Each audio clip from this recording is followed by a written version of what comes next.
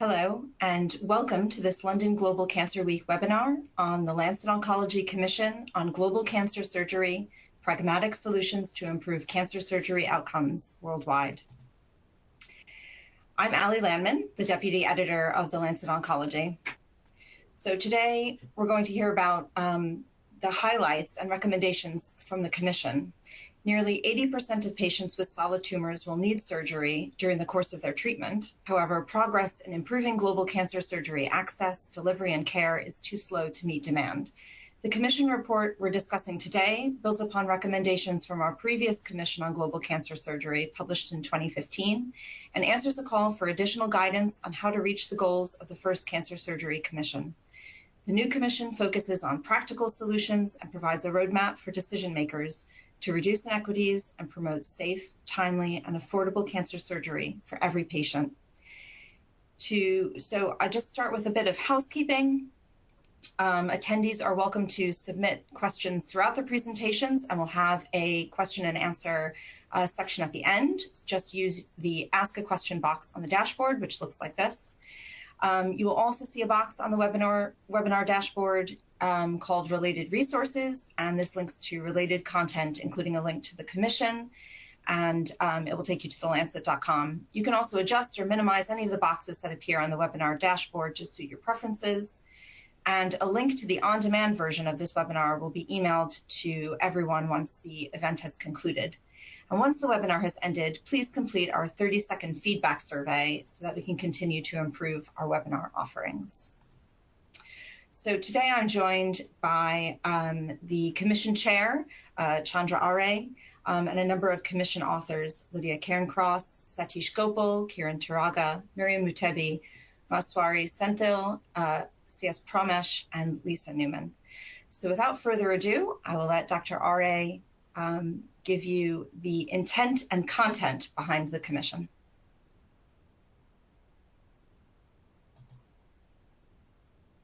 All right, thank you, Ali. It's nice to see you again after the launch at the Indian Cancer Congress about 10 days ago. So good morning, good afternoon, good evening, depending on whichever part of the world you are. This has been a 4-year labor of love, and I'm glad to see it come to fruition. Now, before I start my talk, I just want to say something. I'm actually in India, and this is around the time of one of the major festivals called Deepavali, where fireworks are blasted away. So if you hear any explosions in the background, I'm safe, which just where I am. So the objectives of my talk are going to be, we'll be talking about the global cancer burden, the role of surgery, and the intent of what this second commission was, and the content briefly. 4 years of work and 47 pages of PDF is sort of compressed into about 7 minutes. So if you look at the incidence, this is GlobalCam data. Everyone knows this. In 2020, there were about 20 million cases, and this is predicted to increase to about 30 million by 2040. Similarly, for mortality, there were about 10 million cancer-related deaths in 2020, and it's predicted to increase to about 16 million by 2040. Now, when we talk about cancer care, we've been the poster child for team-based care or multidisciplinary care. And there are several pillars to that, of which one of the key pillars is surgery or the surgery. Now, if you think about it, surgery is essential in all the 6 phases of cancer care, starting from screening to prevention, treatment, reconstruction, palliation, rehabilitation. And as Ali mentioned, 80% of patients with solid tumors will require surgical intervention at some time during the course of disease, and some or many will require it more than once. So, if surgery plays such a key role in cancer care, what is the need or demand for cancer surgery? Now, this data is from the first commission, where Richard Sullivan served as the lead commissioner, and they're predicted by between 2015 to 2013, the surgical need for patients requiring surgical intervention will increase by 40%. And a more updated paper, again published in the Lancet Oncology, that went between 2018 to 2014, showed that this will actually increase by about 52%. Now, the role of surgery, we all know that, but if you look at this figure from the first commission, if you go by the side, for some tumors on the left, the need for surgical intervention is about 30 to 40%, to all the way to the right, it's 60 to 70% for some tumors in the breast and bladder and so on. So this is the importance of surgery based on the site. This is sort of a spot need. How about the trends over the next 2 decades? So this is a busy slide, which kind of shows what the need for surgery is now and what it is by 2040. And I just want you to focus on this part. If you look at this, for some tumors, the percentage change or increase in the need for surgery is 30%, but for some it's almost 60 to 70%. If you look at pancreas cancer, it's about 65%, lung is about 60%, and so on. So not only is there a great need for cancer surgery, this need and demand is only going to continue to increase. Now, the next question was, does everyone have access to cancer surgery? And as we know from the first commission, although 80% will require surgical intervention, less than 25% will have access to safe, timely, and affordable cancer surgery of the desirable quality. Now, even if they have all of that, a good number of them end up being on a slippery slope to financial bankruptcy. Now, as a result of that mismatch in the need and availability, it was predicted that it would lead to a $6.2 trillion loss in cumulative GDP by 2030. So to improve access to cancer surgery, to address inequities and disparities, and to kind of make surgical leadership more conspicuous on the global stage and advocate for surgical intervention, the first Lancet Oncology Commission was published in 2015, which, if I'm not mistaken, was maybe the 9th most influential paper in Lancet Oncology's history. Now, this paper, or this first commission, shone a light on inequities, and it highlighted several solutions and so on. Now, 8 years later, and one major pandemic later, many things have improved. In the sense, surgery is no longer an afterthought, but the disparities and inequities still persist. Surgery still continues to be marginalized, and well, there are many parts of the world where there are gross inequities in access to cancer surgery.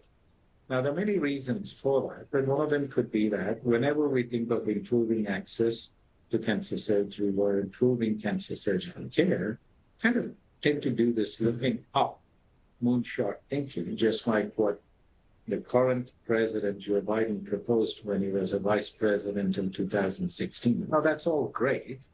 We do need to push the frontiers of science, and that's how you improve cancer care. But sometimes what you may need is ground shot. Kind of look around, look and see what is already available, but not being implemented properly or equitably. So one example I can give is, if you look at breast cancer, oncoplastic surgery is brilliant. It provides not only the oncologic benefit, but it also adds a lot of cosmetic benefit to it.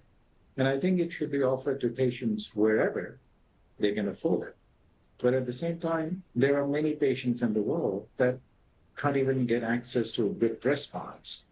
So our goal was to come up with a second commission, which is pragmatic, realistic, and is a roadmap of simple pragmatic solutions that will help by implementing ground shots to increase access to equitable cancer surgery.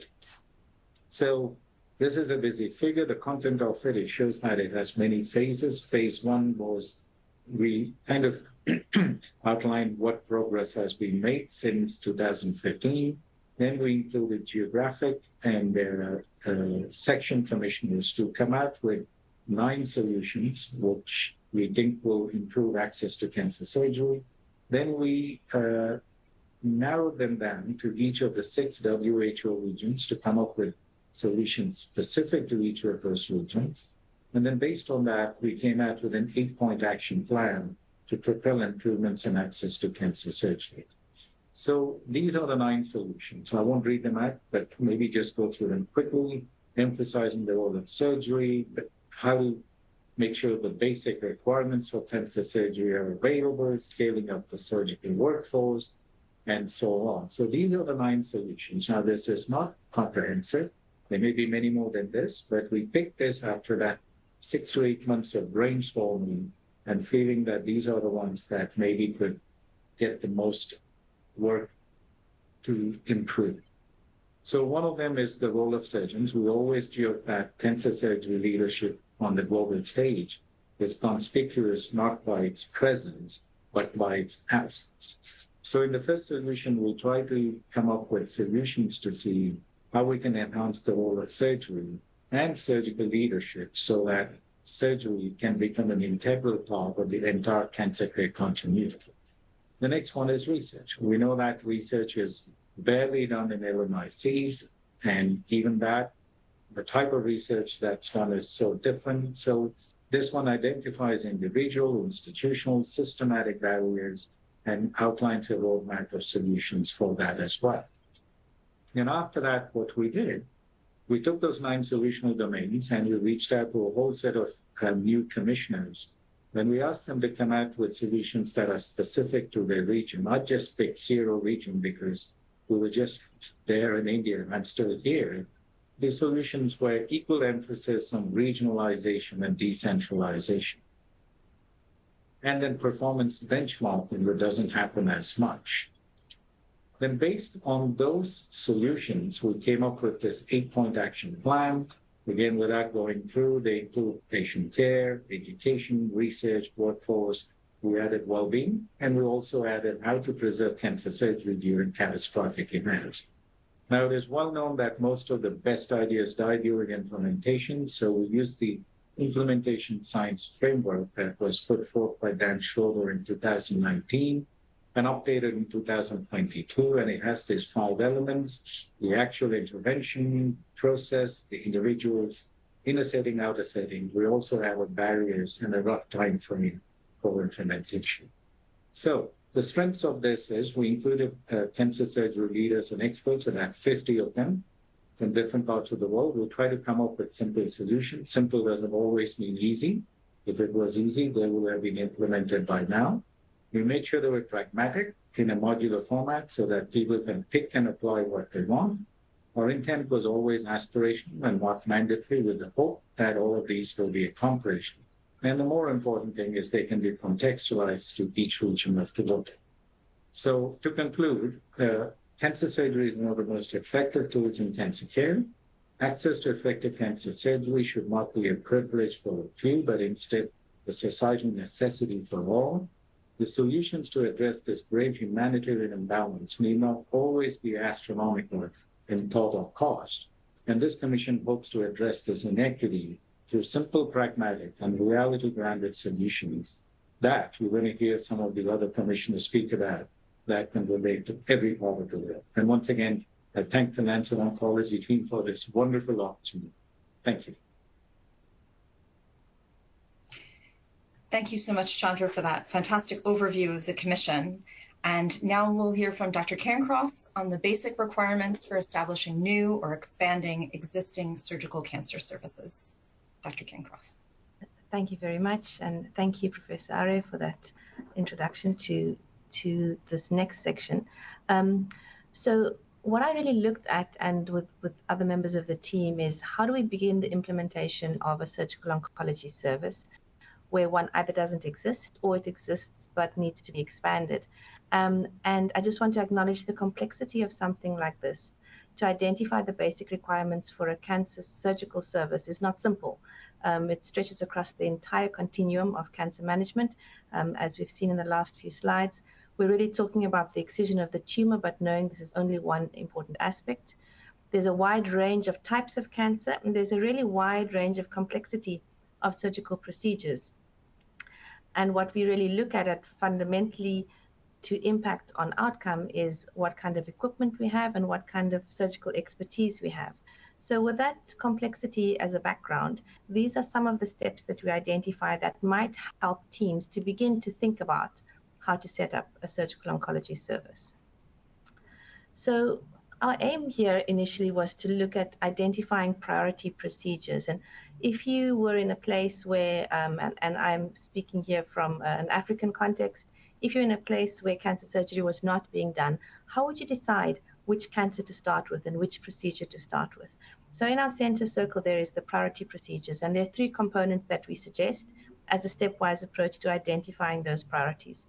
The first would be to identify the common cancers in this particular country or this particular region. What is the prevalence of the disease that you are dealing with in your own population? And this is important because in order to set up a new service, you need to get community buy-in, as well as hospital management and health system leadership in what you're planning to do. So it needs to have an important impact. Secondly, we need to identify procedures that where the operation makes a big difference. And I'll give 2 examples here. So for example, where I live, lung cancer is very common. But the stage of presentation that most of our patients are diagnosed at is so late that surgery has a very small role to play. Having lung cancer operations as one of your first procedures doesn't make sense in this context. You want to aim for a cancer which is common and also where the operation has a major impact on the outcome in relation to the disease. Another example would be cancer of the cervix, which also presents later in our context, where radiotherapy is used more than surgery, as opposed to something like breast cancer, where surgery has a major impact at all stages of disease. So that would be the second element that we suggest looking at. And the third element we suggest looking at in terms of identifying priority procedures is to look at the complexity of the operation that is required. And we know this can range from doing a lumpectomy for a breast cancer all the way to doing a hemihepatectomy for hepatocellular carcinoma. And each of these operations has a range not only of technical requirements in terms of equipment, skill of the surgeon, as well as perioperative support such as intensive care, blood transfusions, and so on. So if we use this framework and these 3 bubbles to identify our priority procedures, prevalence, we can look at our local registries to get that data. In terms of impact of surgery on outcome, we can look at the international literature and research available. And in terms of complexity, we suggest a fairly simple table, which is, of course, not exhaustive, but gives a sense of how we would see different levels of complexity from cancers, which in some cases can be done under local anesthetic, all the way through to major abdominal surgery for retroperitoneal sarcomas. And of course, even within cancer surgery, for example, breast, you can have operations that are both complex as well as simple, and that would be a pragmatic decision within your institution. We then provide a list of some of the equipment requirements by cancer type. And very importantly here, we list not only the equipment required for the operation, but also the equipment required preoperatively and postoperatively, both equipment and services. So for example, for colorectal carcinoma, you will need to have something to stage with, whether that be a CT scan ideally, in some cases chest X-ray and ultrasound, and postoperatively, for these patients, you would need to have chest physiotherapy, for example, and that needs to be taken into account.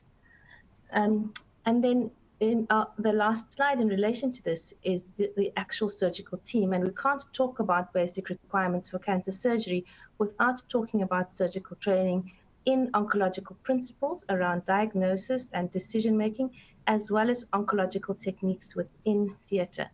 We know that it takes a very long time to train a general surgeon and even longer to train a subspecialist oncological surgeon, but suggest that sometimes we may be able to look at short course surgical oncology fellowships for generalists who are already doing their operations. For example, gynecologists who already do hysterectomies, can they then be taken to either in-site or off-site teaching around hysterectomies with an oncology focus, or around how to make MDT decisions around cancer?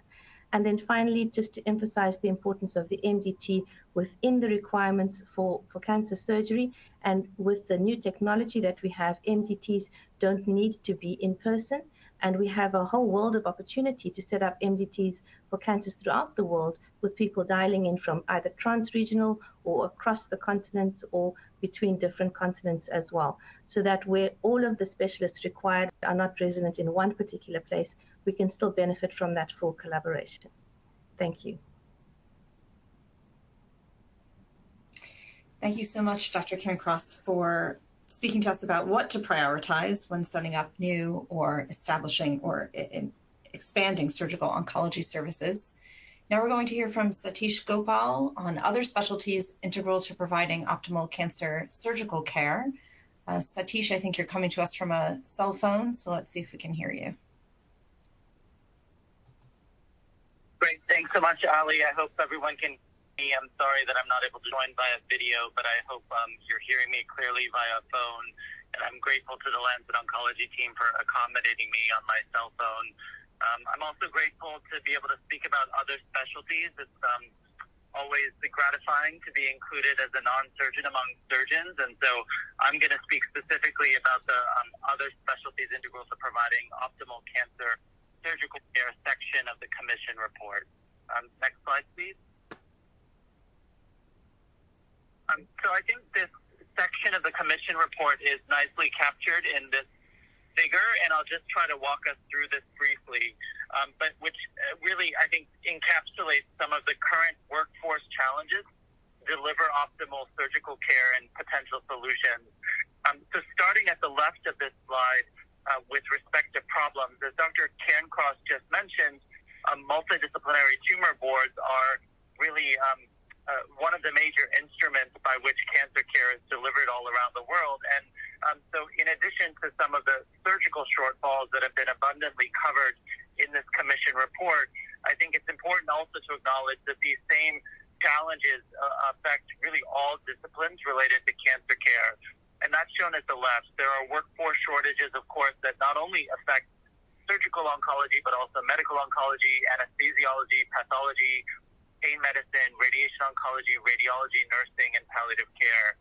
And the net effect of these workforce shortages across all of these related and highly collaborative disciplines in service of cancer care are that we have often poor adherence to guidelines, diagnostic and staging incompleteness, little coordination and fragmented care, which of course does a real disservice to cancer patients, and then incomplete care, where care is not provided in a comprehensive multidisciplinary fashion.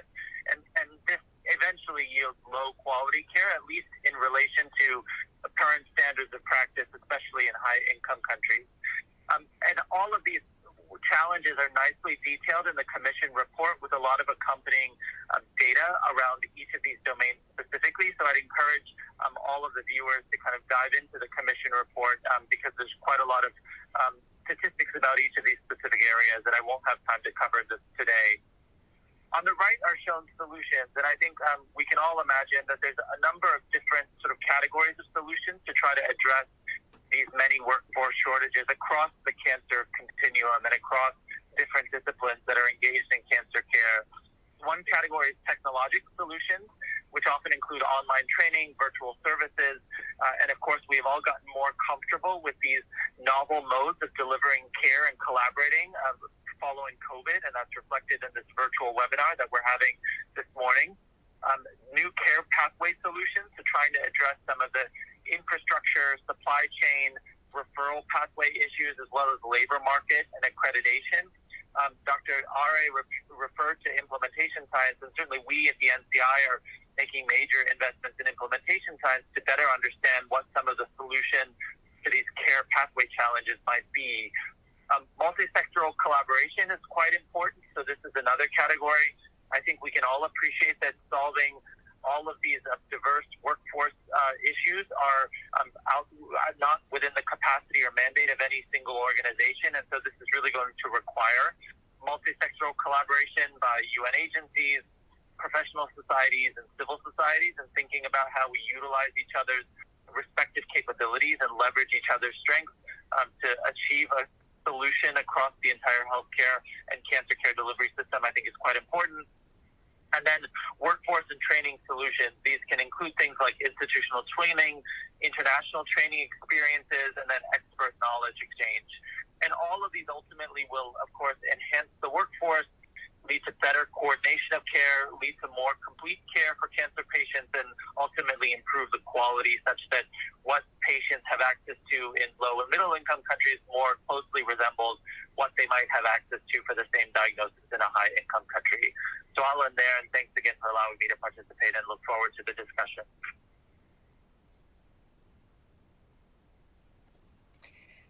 Thank you so much, Satish, for giving us an overview of the solutions to grapple with the workforce challenges around the world. And so next we'll hear from Dr. Kiran Charaga on the economic effect of providing safe, timely, high quality, and value-based cancer care. So go ahead, Kiran. Thanks, Ali, and thanks, Dr. Ari, for putting together this wonderful commission. And I think it's a labor of love, and thank you for keeping me as part of this. I'm going to speak a little bit about a difficult topic because, ultimately what matters in delivering effective cancer surgery is our ability to invest in it. And I think the argument for actually investing in cancer surgery is fairly straightforward.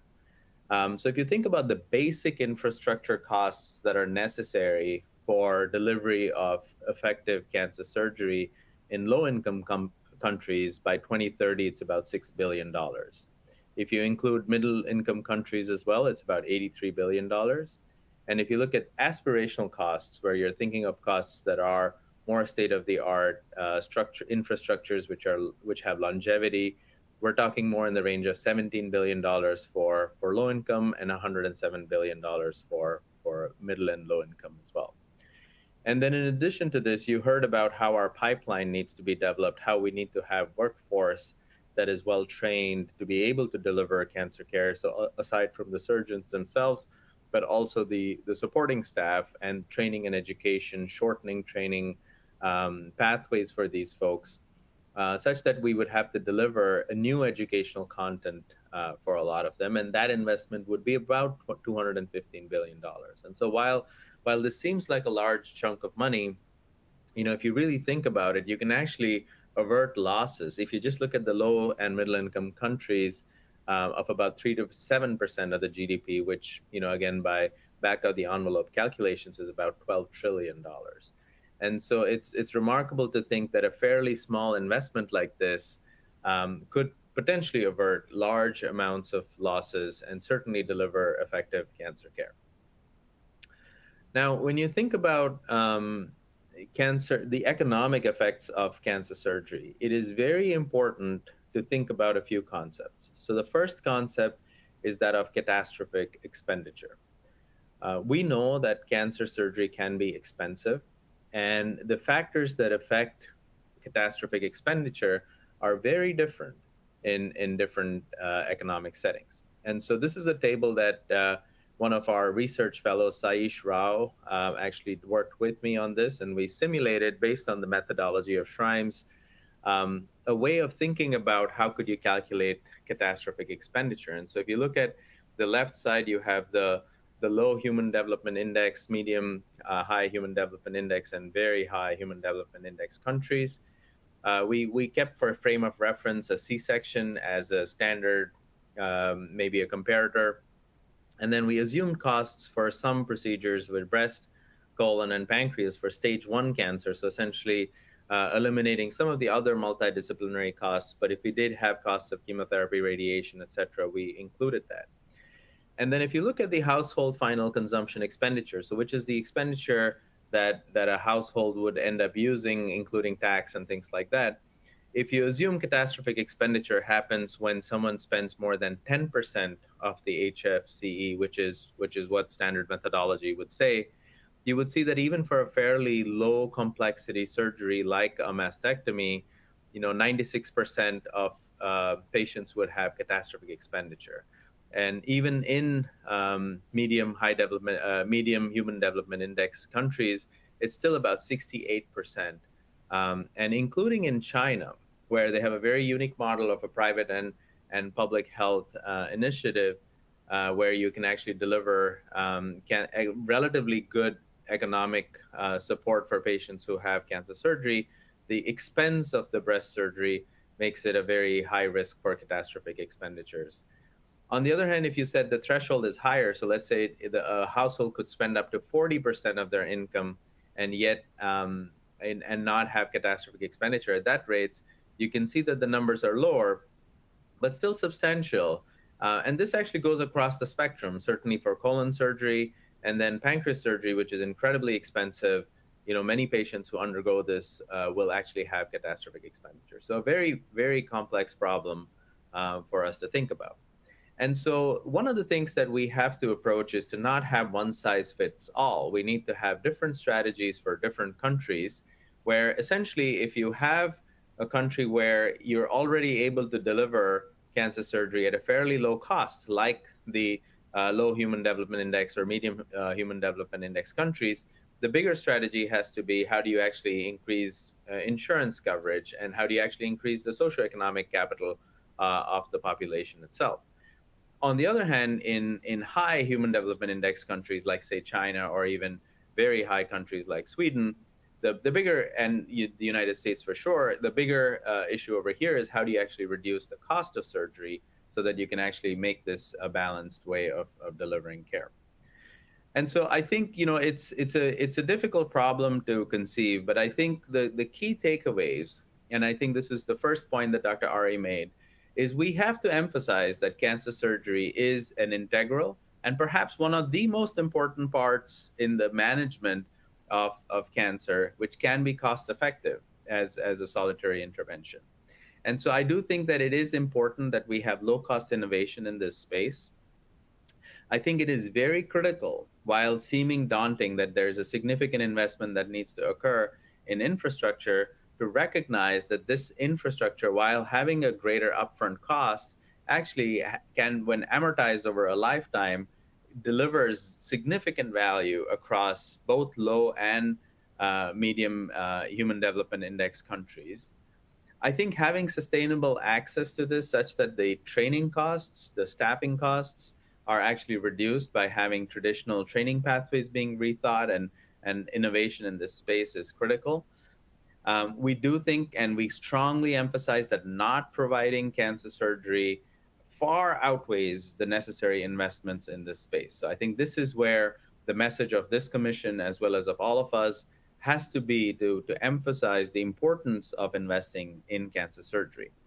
And I think the strategies for reducing out-of-pocket expenditure have to be different across different countries, not one size fits all. The solutions have to be local, but I think really just thinking big picture about which part of the interventions are more strategic in that environment. And so, you know, I thank you all for being part of this commission, and I hope some of this work, you know, we can answer and discuss a little bit more in the Q&A that's going to happen later. Thanks. Thanks very much, Kieran, for speaking to us about the value of investing in cancer surgery and how we can reduce costs of cancer surgery, I think, especially for patients. So now we will hear from Dr. Miriam Mutebi on the pragmatic solutions for the Afro region, one of the 6 WHO regions that was covered specifically in the commission. Thanks, Ali, and the team for this opportunity to share some brief thoughts. I hope you can hear me okay. But so over the next few minutes, I just want to do a whistle-stop tour around some of the solutions in the Afro region, and looking at using breast cancer as a paradigm, looking at some of the priorities and directions and what the opportunities and strategies are for collaboration. I think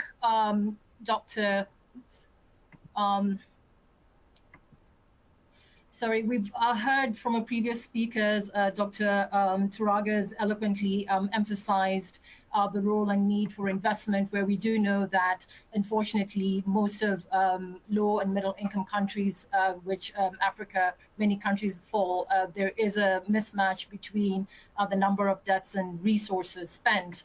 However, we also know that we do need to start to think proactively around value-based care, where we do know that surgery has the highest potential to cause catastrophic health expenditure, but we really know that poor people cannot afford poor care. So it's really looking at what is the cost effectiveness and also the quality of the services provided and the value behind this.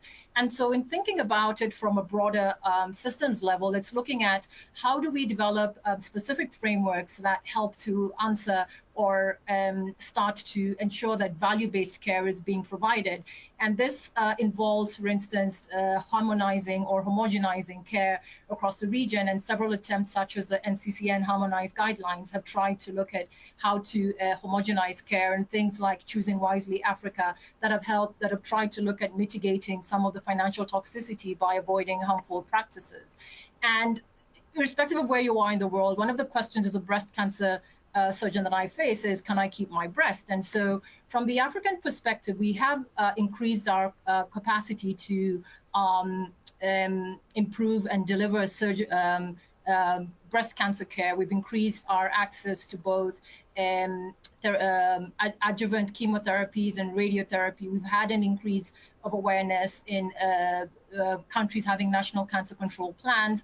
But then in a recent survey that looked at about 21 institutions across different parts of Africa, we noticed that there has been an increasing consciousness on the need for other teams, the MDTs. And in terms of our surgical capacity, we do see that at least at these institutions, the majority of locally advanced breast cancers are having a neoadjuvant chemotherapy with at least auxiliary dissection ensuring occurring at least with an adequate yield in at least more than 50% of centers, and of course with emerging novel techniques like sentinel node biopsies. However, in a systematic review that came out last year, we saw that out of 7,000 patients reviewed over a 10-year period, 60% of patients are still getting surgery as their only form of treatment, which really speaks to domain 4. Around the need for other teams and other specialties coming on board. And so in thinking about the need to expand the workforce, we do know that surgeons act as catalysts for change, and the potential across Africa is to develop these communities of practice and really try to influence this outcomes-based research. However, we do know that there is a need to expand the existing workforce, and multidisciplinary approaches like these through virtual tumor boards have helped to try and increase the skill set, but also things like upskilling and homogenizing skills through preceptorships that emphasize both the pre-analytical handling and the actual surgical skills that are provided go a long way, alongside mentorship all the way up from from medical school all the way up to institutions that help to support women in surgery.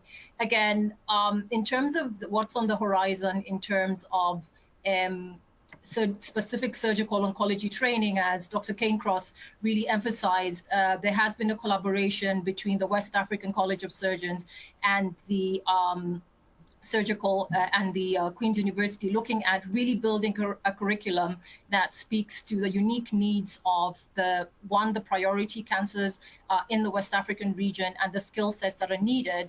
And this is really ensuring that we enhance these skills, whether it's along a basic core or maximal enhanced along different settings. And just to give you a sense of the breast strategies, for instance, a mastectomy is considered a core skill, whereas things like nipple sparing and skin sparing would be enhanced or maximal services. Again, there's a need for high value research in recognition that Africa is not a country. And looking at our bibliometric analysis of our research outputs over the last 10 years, we do see that we are mirroring most of the world. However, this is sort of hidden in the weeds, where we look at the output versus our priority cancers, where things like breast cancer and hematology cancers are high, but then liver, cervical, lung, and colorectal and prostate still being low areas of emphasis in terms of our output. There is a need for evolving advocacy, and this involves, as you said, getting us out of the theaters and starting to think along how do we build oncology advocacy, and how do we apply multidimensional strategies to this, especially in terms of whether it's funding for systems and the research output. And so in summary, I would say surgery remains a key part of oncology care. Investment in cancer surgery, as we've seen from previous speakers, is highly cost effective, but it's integral to integrate the surgical cancer control policies and ensure that surgery remains a key emphasis of this. And this cannot be done in isolation. It has to be with other partners. Again, we have seen the role for technology, but really also a cautionary tale to say that it's not a panacea for dysfunctional systems. We do need to invest heavily in the whole cancer care continuum, and there are opportunities to expand our surgical care and services across different domains and settings. Thank you.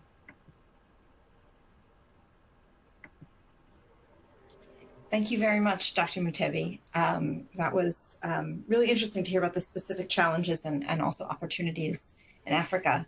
So now we'll hear from Swari Senthil on pragmatic solutions for the PAHO region, the region of the Americas.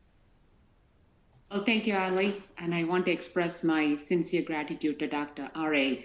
for giving me the opportunity and honor to be part of this very important work. So PAHO region, as you can see, is a diverse group of countries that are put together, and they are strikingly different. But there are problems that are actually shared among these countries. And in the next 5 minutes, I really want to focus on the funding and infrastructure issues in the PAHO region that affects the delivery of safe and timely and affordable cancer surgery. Now, when we look at the overall gross domestic product between United States, Canada, compared to that of Argentina, Brazil, and Mexico, you can see the difference in the GDP across these different countries, although they belong in the PAHO region, the countries in the Americas. And the healthcare expenditure per capita is widely different between United States, Canada, and you can see in the bottom area, Argentina, Brazil, and Mexico. When we look at the actual dollars per capita, 11,700 per capita in US dollars in the United States compared to $538 per capita in Mexico. Now, both of these are the far end of the spectrum of the same problem. One is lack of adequate funding for healthcare. The other is too much expense in healthcare, both of which was addressed by Dr. Turaga in his earlier presentation, which shows that one size does not fit all. You know, spending a lot of money in healthcare, wasted resources is a problem in some of the countries that have high economic resources, but lack of enough funding for healthcare is also a problem in some of the low and middle income countries. Now, what this leads to when government, especially in the low and middle income countries, due to the inadequate healthcare funding, there are inadequate resources in public hospitals.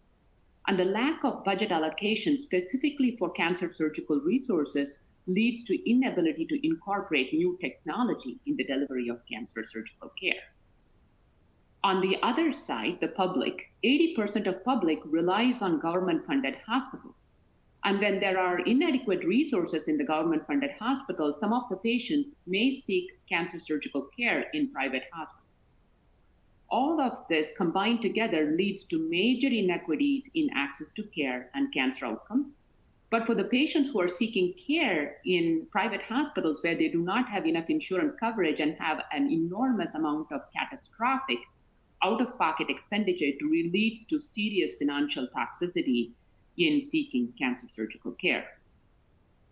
So thinking about the solutions, the government does offer many programs such as universal healthcare coverage that was introduced in Mexico and the 60-day law for cancer care that was rolled out in Brazil in 2012. Although these are ambitious and audacious kind of goals to have for universal coverage, none of this ends up being successful because all of this has to be aligned with building the infrastructure, having enough funding, as well as the cancer surgical workforce on the ground. As Dr. R.A. pointed out, it is the ground shot thinking that needs to also happen in order to provide the adequate care for these patients. So I'm showing this as an example of some of the policies that were put forth that have not been successful in these low and middle income countries. Hence, the solutions that we thought of, and for sure has been emphasized by other speakers, are improved healthcare funding, specifically dedicated budget for cancer surgical resources, and fortifying the cancer surgical services in all of these public hospitals, and also public awareness about the importance of cancer surgery, as it is the most effective form of cancer surgical treatment for many of the solid organ malignancies, and also having surgical workforce that can provide that high level of care. But this would also lead on to having quality improvement programs and the research infrastructure that is needed to continue to keep improving the quality of cancer care that is delivered in these countries, particularly the low and middle income countries in the PAHOS region. And I sincerely hope the solutions that have been put forth by this commission would come to fruition, and all of us, including the government, would be able to offer this level of support to our patients. And thank you. I look forward to our discussion. Thank you so much, Dr. Senthil, for speaking to the needs in PAHO, especially regarding the cost of cancer surgery care and how it relates to inequities. So now we will hear from Dr. Pramesh about the actions and initiatives in terms of clinical care that have come out of the Commission. Good afternoon, and thank you for the opportunity to the Lancet Oncology and Dr. R.A. for this opportunity to speak about some parts of the Commission related to clinical care. So the next 5 minutes, I'll describe some of the aspects that we looked at. And I think there's likely to be a certain overlap with some of the previous talks as well. But with clinical care, one of the prime areas that we looked at was access to surgery. And though this was not part of the Commission, the graph on the map on the left shows you what proportion of individuals in the world have access to safe surgery. And the darker the color, the less access they have, and it's closer to almost 100% of individuals in those areas which do not have access to safe surgery. And we had several commissions in the past, including Global Surgery 2030, which clearly demonstrated that close to 70% of the world's population are expected to live in areas with insufficient surgical capacity in 2035. And though this was related to surgery in general, it seems similar with cancer surgery as well, with close to 80% of countries having inadequate number of cancer surgeons. And as you might expect, this access is more restricted in low middle income countries. And while we may usually attribute this to structural or infrastructural deficits, it's important to realize that workforce deficits and costs also create access restrictions in these regions. The Commission also emphasizes, both the first Global Cancer Surgery Commission in 2015 as well as this Commission in 2023, emphasize the need to include safe anesthesia and perioperative care as a fundamental component of safe cancer surgery as well. So it seems very clear that the solutions that we look for should address all of these issues and not just one of them. The second aspect that we looked on was the quality and safety of cancer surgery that was possible. And this is going beyond merely access, which we saw in the previous slide. And given that we currently have a fairly strong association between short-term complications and long-term oncological outcomes, it seems imperative that the emphasis on surgical quality and safety should be prioritized if we need longer-term oncological outcomes to be comparable to the high-income countries here. And there are several barriers which we identified to safety and quality improvement, including the lack of surgeons in cancer leadership, very sparse outcomes data, and even when it comes to immediate perioperative outcomes, from several low and middle income countries, unlike what is seen in high income countries. And the fact that focused cancer units are quite rare or uncommon in several parts of the world. We did provide several possible solutions and enablers, and we emphasized the importance of a process improvement framework, which included a multidisciplinary team for decision-making on individual patients, the use of checklists, and I think the WHO surgical safety checklist is a really good example of how we focus on patient safety and improving the quality of care. Looking at outcomes data is extremely important, especially when it comes to benchmarking results with the best in the world. And the lack of outcomes data has been a major drawback in several parts of the world. The next component that I want to speak about is about the surgical workforce. And I know Dr. Kenkos also mentioned this in her talk earlier.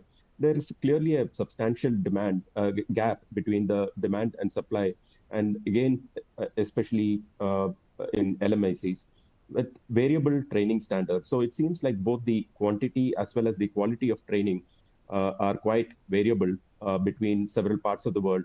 And bridging this gap seemed to be extremely important. And as Dr. Kenkos mentioned, parallel efforts are necessary. While we might work towards increasing the cadre of surgical oncologists globally, a more immediate solution would be to upskill general surgeons, given the fact that in several parts of the world, it is general surgeons who perform cancer surgery for various cancers like breast cancer, colorectal cancer, and it is important that these individuals are given an opportunity for a shorter term focused training on these cancers so that the quality of surgery is improved as a whole. Chandra did speak about the importance of centralization of complex procedures and the decentralization of less complex procedures so that an optimal mix of high complexity cases are done in specialized centers, whereas for most of the routine kinds of cancer surgery, these can be done closer to patients' home, thereby making it easier for patients to access care. Another aspect which we emphasized as part of the commission was the need for ongoing professional development to be prioritized. And this is again important more in LMICs where this is not given the importance that is required. And finally, we emphasize the need for international partnerships for training, both between high-income countries and low and middle-income countries. And I think Miriam mentioned an example of that. But the added stress on a South-South collaboration between low middle income countries. And there are several examples to this effect. Annual surgical oncology workshop, which is run out of the Tata Memorial in Mumbai, is a good example of international partnerships for training in cancer surgery. The final point that we wanted to talk about when it came to clinical care was about technology use in cancer surgery. And while some of them might be related to processes like virtual tumor boards, using and acquiring and disseminating technology solutions is critical if we need to leapfrog some of the advances that have happened in high-income countries. And while we may debate the cost-effectiveness of more modern technologies, right, like robotic surgery, the importance of minimal invasive surgery and access to minimal invasive surgery, which can be performed at a fraction of the cost of robotic surgery, but has the potential to improve at least short-term outcomes and morbidity, is being emphasized. And finally, with technology, there's an opportunity to use simulation, including virtual reality and augmented reality, in an effort to further scale up and increase the surgical workforce.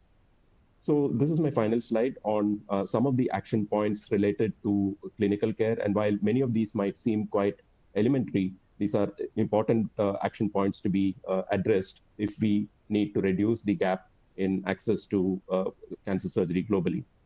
Some of these include development and increase of skilled cancer surgical workforce, incorporating safety and quality issues in cancer care, continuing medical education and ongoing professional development for surgeons, to promote well-being among surgeons and the cancer workforce, and finally, to create resilient surgical care delivery platforms, something that was emphasized during the COVID pandemic recently. Thank you very much. Thank you so much, Dr. Pramesh, for giving such a clear overview of the solutions related to improving clinical care from the Commission. And finally, but Last but not least, Dr. Lisa Newman will talk about actions and initiatives related to research. Hi, I'm incredibly honored to participate in this powerful Lancet Oncology Commission led by Dr. Chandra Array, focusing on the imperative to expand the surgical workforce in addressing our rising global burden of cancer. Over the next few minutes, I'll summarize the Commission's blueprint for meeting these needs in the context of cancer research. The Commission features a series of action items, one of which states that we must develop geographically relevant, contextually appropriate, resource-stratified research platforms that promote cancer surgical research. The worldwide burden of cancer is indeed growing, with a disproportionately high incidence and mortality risk in low and middle income countries that have the fewest per capita workforce and healthcare resources to manage their oncology patient needs. We understand some of the reasons for this increasing cancer burden. As we make important advances in improving control of communicable diseases, our brothers and sisters in low and middle income countries are living longer and therefore facing the rising risk of cancer associated with the natural aging process. Furthermore, increasing urbanization of many low and middle income countries results in dietary and lifestyle modifications that increase obesity rates. And this is another well-documented risk factor for cancer. If we invest in research to reverse the global obesity epidemic, we'll be making a huge step in controlling the rising worldwide cancer burden. This research also must address the germline genetic ancestral factors associated with cancer risk, which means that the research must be conducted in geographically diverse patient populations. It's also critical that this research address strategies to improve access to affordable and tolerable cancer treatments, including surgical care in socioeconomically disadvantaged populations. All of our countries have some degree of socioeconomic inequity, and research designed to eliminate barriers to cancer surgery will therefore be valuable to all of our patient populations. Solid organ malignancies such as breast and colorectal cancer are just a couple of the many cancers that are increasing at the highest rates, and surgery is the cornerstone of treatment for these cancers. Surgery also represents access to tumor tissue and biobanking that can be used in research to identify components of the cancer genetic machinery that we can then manipulate for better cancer treatment and even cancer prevention purposes. We must overcome several challenges in meeting these cancer surgery research needs. Awareness regarding the importance of surgical scientists in the world of oncology must be elevated. We must strengthen the overall talent and creativity of the surgical oncology workforce internationally by increasing its diversity and its gender balance. We must expand research ethics and regulatory bodies so that they reflect the values as well as resources of diverse communities on a global basis. We need more population-based cancer registries so that each country can better quantify its own cancer burden, which then supports the resource-stratified research platforms described in the overarching action item.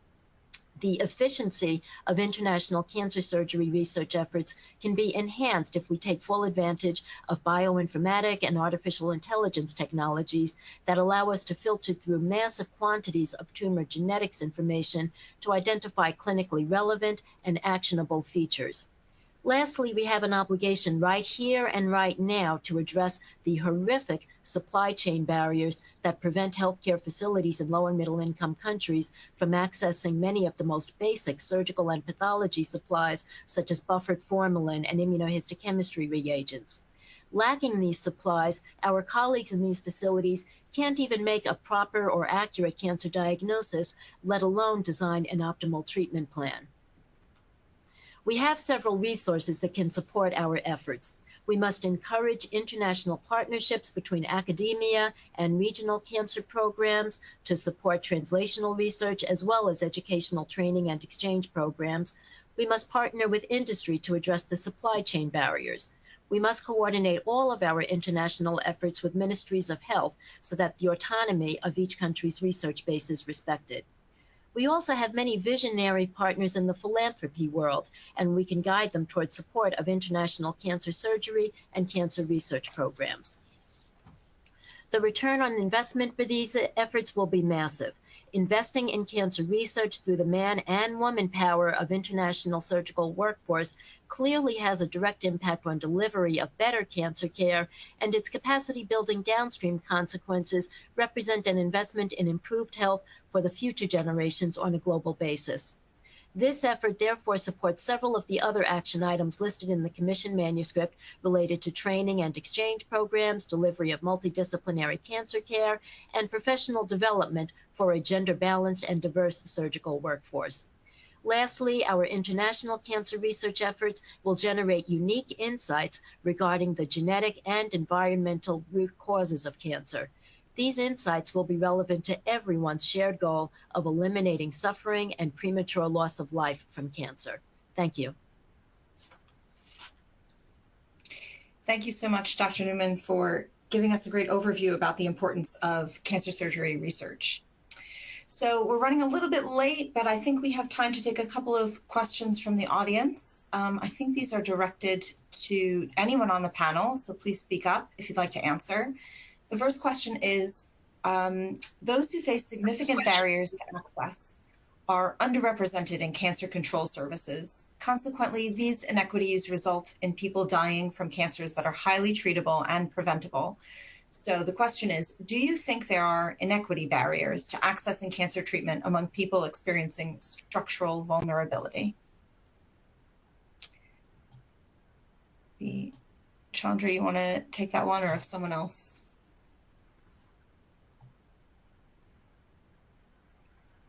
Take it. Are there inequity barriers? Is that correct? Oh, yes. Actually, yes. Oh, you can still hear me. Okay. Yeah. Yes. So the question is about inequity barriers, if I understood correctly. And yes, there are. And those barriers vary depending on the geographic region of the world. And they not only vary between region to region, but sometimes they vary within the same country.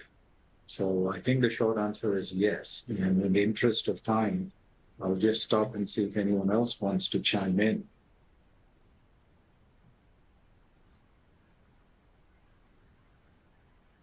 Yeah, I'll just comment on the fact that, yes, I agree with Dr. Ray. These inequity barriers exist and they are universal. No matter what region of the world you're in, what country of the world you're in, all patients do not have equitable access to cancer care, certainly not optimal surgical cancer care. And I can just add to that. Sorry, someone else wants. I'll just finish this. You know, I practice in America, which is a high-income country, but in my state, if you live in a rural area, your likelihood of getting your colon cancer removed by the laparoscopic approach is 40% less than if you live in an urban area. So these inequities are universal. I was just going to add that perhaps some of the steps or opportunities towards sort of starting to address this is actually acknowledging, and I think the pandemic has shown us that these inequities are universal, but then also looking at some of the more concrete ways that we can start to address these. And these include, of course, international collaborations, but also looking at how do we push, there's really been a push towards universal health coverage, and what does that look like in different settings? There isn't necessarily a one size fits all, but then at the very least, one of the key areas that has been shown to make a huge difference, whether it's not universal health coverage, at least some form of hospital insurance fund has actually been shown to make a huge difference in terms of mitigating some of these inequities from a country to country basis. Thanks.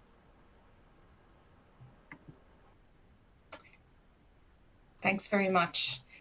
Okay, I'll move on quickly to another question, which has to do with the cancer treatment trajectory, which this audience member says is remarkably complex and is primarily delivered through an outpatient model of care. And this means patients talk to diverse healthcare providers across multiple locations and different healthcare environments. So is it possible for this siloed system to be harmonized for a more streamlined treatment? I think anyone can answer this, but maybe if Dr. Satish Gopal is still on the line. Oh, I think unfortunately he's not. Hey, would anyone like to take this question? Yeah, I want to bring up, the 60-day cancer care policy that was put forth in Brazil. The reason it failed is the lack of infrastructure as well as the coordination of care, because majority of the cancer care is being delivered in the outpatient settings, but there has to be integration and coordination and the navigation support that is required for the patients. Now, as it was stated, this is not just unique to one country in one region. It is actually common. Navigation and lack of coordination of cancer care is common across every country, depending upon the socioeconomic status of the patient, the geographic region in which they are getting care, and hence it needs to be addressed. Whether it is in the US or in Brazil or in Mexico or in Africa, these are the problems that need to be addressed. So to do that, I do think that there has to be a way to bring together the areas where the cancer care is being delivered and setting up that system that can be coordinated across these different areas where the cancer care is being rendered. And that requires funding, that requires coordination, that requires a lot of workforce being put to do this type of work. Thanks, Dr.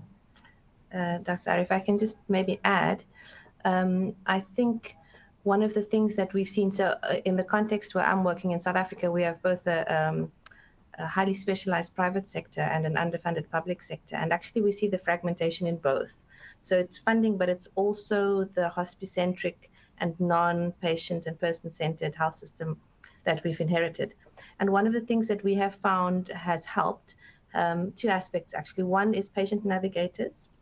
So patient navigators are either patient advocates or patients themselves, or who cancer survivors who are volunteer or brought into the health system and support patients along their journey. Where do I get my CT scan and my follow-up? And then I go for my chemotherapy, and then I see my surgeon, and so many appointments. So patient navigators have really been a major benefit in our system, often NGO run, but they should be integrated.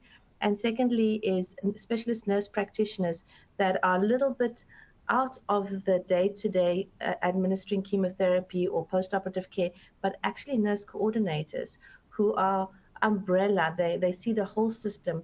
They phone the patients when they miss the chemotherapy appointment or follow up on a biopsy that's positive that hasn't been, where the patient hasn't come to the clinic. So those two levels of staff, I think, should be invested in, navigators and cancer nurses who can help to do some of that coordination. Just to add to that, I think what was asked is extremely relevant, because there are in many parts of the world no appropriate referral pathways, with the result that patients get fragmented and siloed care in different locations geographically, as well as with different healthcare providers. And just yesterday, we heard in one of the other sessions of the London Global Cancer Week about how these disparities are extremely pronounced in conflict areas, but it's also true even in areas without conflict. And I think there's a real opportunity, along with the workforce issue, which many previous speakers also mentioned, to use technology here to harmonize the levels of care. And that is something that we should probably use a lot more than what is currently done. Thank you. And I think if I may further build on what Dr. Pramesh just said, and in fact, some of his comments from earlier too, technology might be a solution here. I do think that while, silos occur quite often because of lack of communication or different sort of structures of where people are, or referral pathways of how people are coming, or access issues or equity issues, I think technology has become more universal, that, the cell phone is becoming ubiquitous even in low and middle income countries. And I do think for us, using technology such as this, look at our seminar here. We are global in the seminar, and we are breaking boundaries by being able to be on a virtual platform. And so I think we've tried things like that. Again, this is in a high income country, so it's slightly different perhaps, but, having virtual tumor boards, or having, pathways that are coordinated a little bit better just virtually with virtual assistants, I think is quite helpful.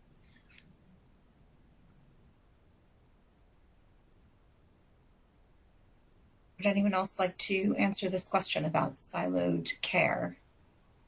maybe I can also chime in a little bit. I think really just to echo what the previous speakers are talking about, the potential for technology. I think one of the issues that we sort of face is also in terms of data and documentation and maintaining health records such that, you know, somebody comes and nobody has any sense of what their previous treatments are. So there are potentials around that.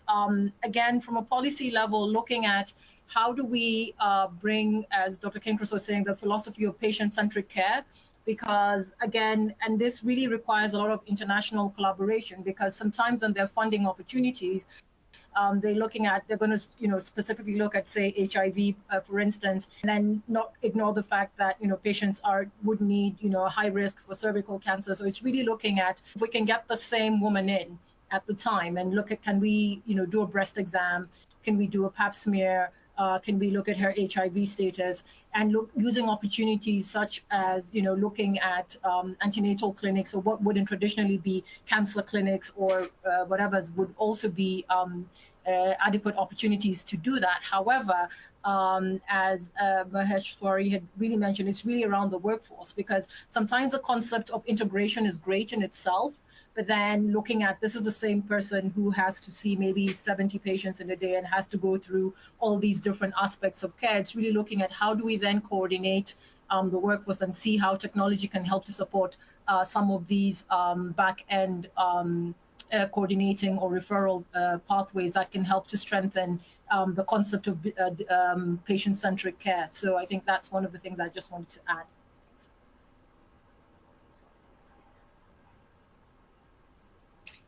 Okay, I think we've gone a little bit too far over now, so I'm going to have to stop this fascinating discussion, but hopefully we can continue this conversation offline at other London Global Cancer Week events and also at encore presentations of this commission, which, just to remind you, is online now at thelancet.com.